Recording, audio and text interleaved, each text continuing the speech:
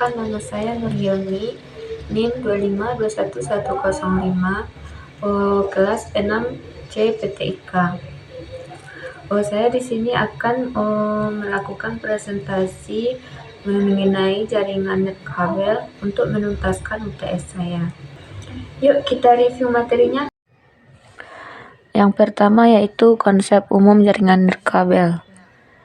Jaringan nirkabel adalah teknologi yang dapat menghubungkan dua atau lebih perangkat untuk berkomunikasi tanpa harus menggunakan kabel dalam transmisi data. Artinya, dengan menggunakan jaringan nirkabel, kita bisa saling terhubung meski jauh dari router. Jaringan nirkabel atau wireless menggunakan gelombang elektromagnetik seperti mikro, radio, hingga infrared untuk proses pengiriman data antar perangkat.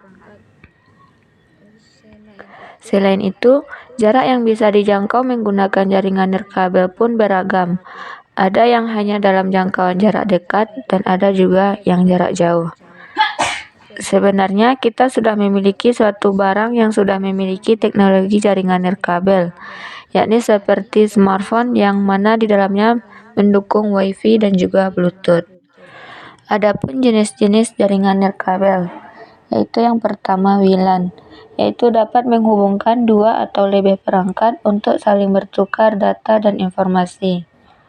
WLAN biasanya dipakai pada tempat-tempat yang wilayahnya kecil seperti perkantoran, sekolah, bandara, perpustakaan, dan sebagainya. Yang kedua yaitu WIMAN, yaitu dapat saling menghubungkan di beberapa titik pada wilayah metropolitan. Contohnya adalah gedung perkantoran A dengan gedung perkantoran B, atau bisa juga jaringan ini dapat menjangkau suatu kota sekaligus. Yang ketiga yaitu WIWAN, pengguna teknologi ke jaringan pribadi atau publik dari jarak jauh. Jangkauannya sangat luas hingga suatu negara karena menggunakan sistem satelit. Contohnya adalah 3G dan 4G. Yang keempat yaitu WIPAN, adalah jaringan nirkabel yang jangkauannya paling kecil karena bersifat mendadak. Adapun jarak yang dapat dijangkau dengan WIPAN adalah 10 meter. Contohnya jaringan WIPAN adalah Bluetooth yang tersemat di smartphone, laptop, tablet, dan yang lainnya. Fungsi jaringan nirkabel yaitu sebagai jembatan penghubung antara perangkat agar bisa bertukar data atau terkoneksi internet. Hanya saja jaringan nirkabel ini adalah pengembangan dan pembaruan teknologi dari jaringan kabel. Manfaat jaringan nirkabel. Yang pertama yaitu praktis. Pengguna dapat mengakses jaringan dari berbagai tempat selama tempat tersebut dapat dijangkau jaringan nirkabel. Yang kedua yaitu konfigurasi yang mudah. Pengguna tidak perlu menyusun kabel yang kompleks agar dapat membangun koneksi jaringan. Dengan adanya jaringan nirkabel, konfigurasi dapat dilakukan dengan lebih mudah. Yang ketiga yaitu perluasan lebih mudah, yaitu ketika pengguna akan memperluas jaringannya, mereka bisa menambahkan hanya dengan peralatan yang sudah ada. Yang keempat yaitu keamanan. Jaringan nirkabel mengalami kemajuan yang pesat, khususnya dalam hal keamanan. Pasalnya, jaringan ini sudah dilengkapi dengan perlindungan keamanan yang kuat. Yang kelima yaitu meningkatkan produktivitas. Apabila dalam suatu perusahaan menggunakan jaringan nirkabel yang sama, dapat memudahkan integrasi dan kerjasama. Adapun kelebihan jaringan nirkabel yaitu yang pertama, lebih mudah dikembangkan dan diperbaiki ketika mengalami gangguan. Yang kedua, tidak membutuhkan peralatan atau kabel yang mahal. Yang ketiga, biaya maintenansinya lebih terjangkau. Yang keempat, dapat menjangkau daerah-daerah yang terpencil. Yang kelima, tidak memudahkan tempat yang luas. Yang keenam, kecepatan transfer stabil meski tanpa kabel. Adapun kekurangan jaringan nirkabel.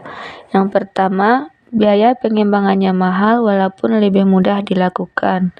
Yang kedua, cuaca sangat berpengaruh kepada jaringan nirkabel sehingga tak jarang ditemui ketika hujan dan petir. Jaringan akan mengalami gangguan. Yang ketiga yaitu keamanan yang tidak sekuat jaringan kabel.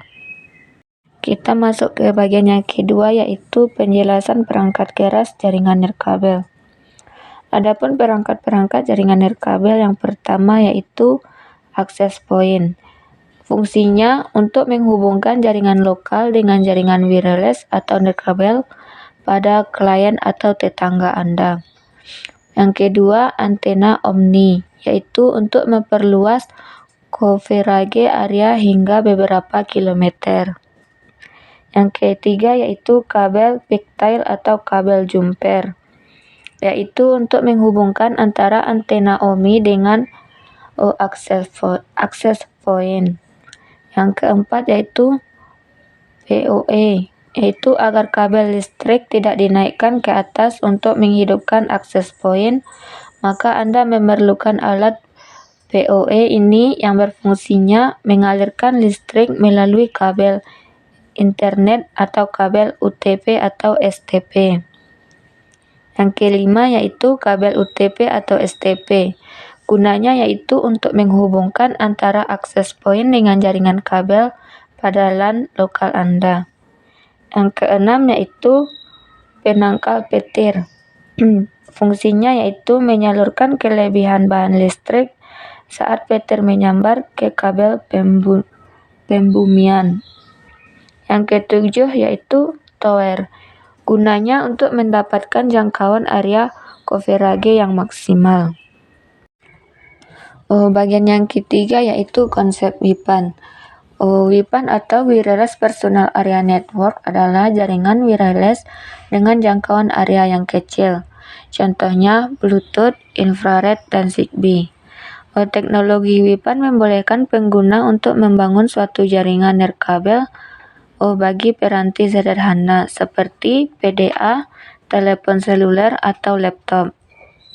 WPAN ini biasa digunakan dalam ruang operasi personal atau Personal Operating Space atau POS.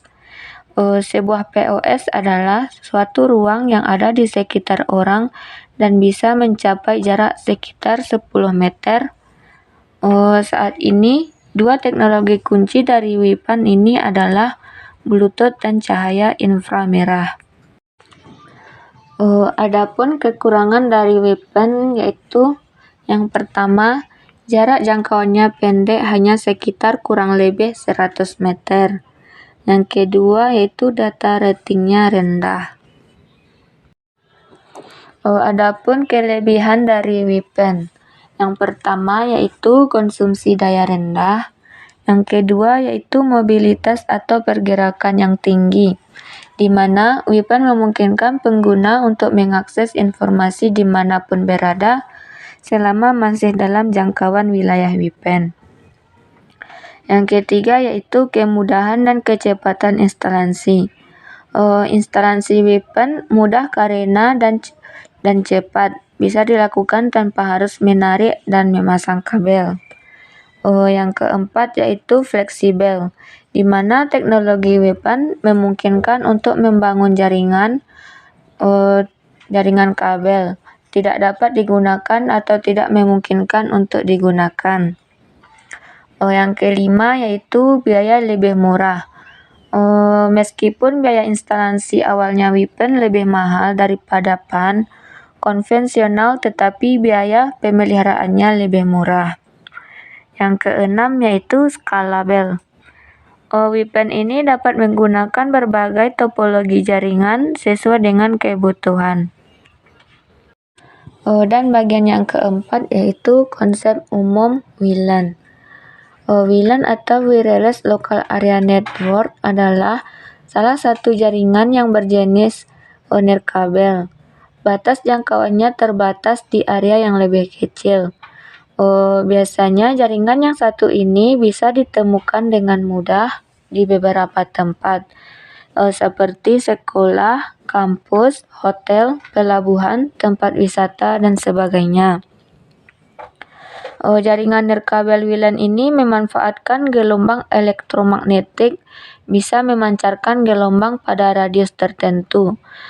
Jika dilukiskan, gelombang tersebut akan membentuk seperti bola. Keuntungan ketika memakai WLAN yang pertama yaitu bisa dipakai untuk berbagai macam perangkat. Yang kedua, jaringan WAN ini lebih mudah dipersiapkan dibandingkan dengan yang kabel. Yang ketiga yaitu lebih mudah diakses dari mana saja, selama areanya masih bisa menerima internet. Dan yang terakhir yaitu bisa ditemukan di mana saja, baik di dalam atau di luar ruangan. Adapun komponen dalam infrastruktur WLAN, yang pertama yaitu access point atau titik akses, di mana fungsinya perangkat ini adalah untuk mengubah sinyal analog menjadi digital yang kemudian disebarkan. Yang kedua yaitu WLAN interface. WLAN interface ini dipasang pada desktop atau mobil PC yang berfungsi untuk menangkap sinyal. Perangkat ini dikembangkan secara massal dalam bentuk PCMCIA yang hadir melalui PSI card atau USB. Yang ketiga yaitu antena. Antena termasuk perangkat eksternal yang berfungsi menyebarkan sinyal. Komponen ini bersifat opsional dan Anda bisa menggunakannya sebagai penguat sinyal. Dan yang keempat yaitu perangkat komputer. Komputer, perangkat seluler, printer, dan device lainnya yang Anda gunakan untuk mengakses jaringan merupakan komponen endpoint. Adapun manfaat dari WLAN yang pertama yaitu menghubungkan perangkat ke jaringan tanpa kabel. Teknologi WLAN ini memungkinkan perangkat Anda dapat terhubung ke jaringan internet tanpa menggunakan kabel. Infrastruktur yang lebih rapi dan tidak memerlukan kabel akan memudahkan kita untuk memindahkan atau menambahkan data yang kita miliki. Yang kedua yaitu berbagi data antar perangkat. Misalnya Anda ingin mengirimkan data dari HP ke komputer atau sebaliknya, maka kita bisa menggunakan jaringan WLAN ini. Manfaat dari teknologi WLAN ini adalah kenyamanan dalam bertransfer data sehingga dapat meningkatkan produktivitas kita. Teknologi jaringan ini dapat digunakan untuk berbagai pekerjaan di kantor, sekolah, atau rumah sakit, pabrik, dan fasilitas umum lainnya. Adapun kekurangan dari WLAN ini, yang pertama yaitu sinyal gangguan, yang kedua keamanan datanya kurang.